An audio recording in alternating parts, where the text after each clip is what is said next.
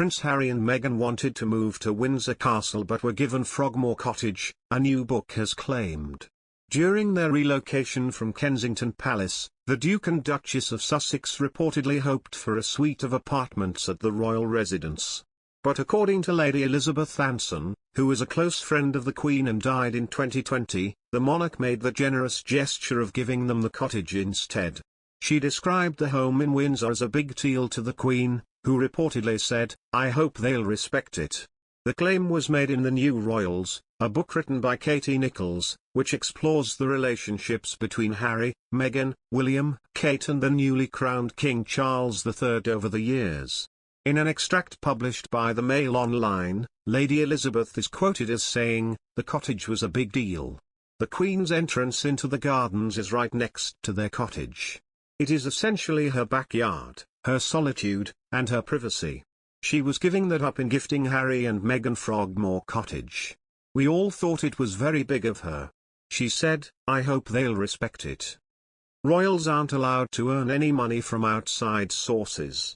That rule doesn't apply to Meghan and Harry, as they transitioned to a progressive new role within the royal family.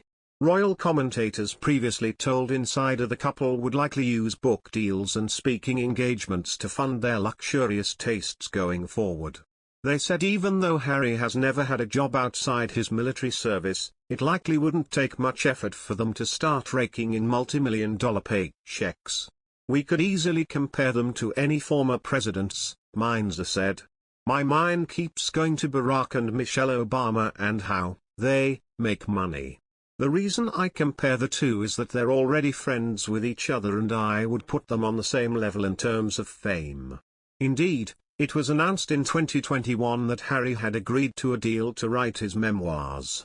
Vanity Fair reported in February that the couple had actually signed a $20 million deal for several books. Harry and Meghan have also signed production deals with Netflix and Spotify that have been speculated to be worth millions. The Duchy of Cornwall, yet another suite of properties owned by the royal family, covered the expenses of Prince Charles and his heirs. That means Harry and Meghan, William and Kate, and their children were all covered by the Duchy of Cornwall, too. Charles paid them a combined $6.5 million, £5 million, in 2019, according to the Journal, while the fund paid Charles $28.1 million, £21.6 million. Its total value has been placed at around $1.2 billion, £923.8 million. Before her death, the Queen and the Prince of Wales effectively controlled most of the royal family's fortune and divvied out payments to support other family members. The latest claims come as the Duke and Duchess of Sussex returned to California following the Queen's funeral. The rift between the Sussexes and other members of the royal family has been seen in headlines over the past couple of years, where Harry and Meghan have been critical of their life in the UK when talking to American media since their move to the US. The death of the monarch brought Charles, William and Harry together once again as they mourned and walked behind her coffin in several processions, and attended her funeral with their wives.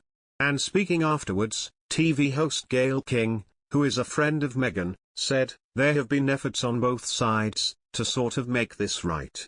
Big families always go through drama, always go through turmoil. It remains to be seen, are they going to be drawn closer together or are they going to be drawn apart? I have no idea, I have no inside information on that, but I will tell you this, it was good to see Harry standing with his family.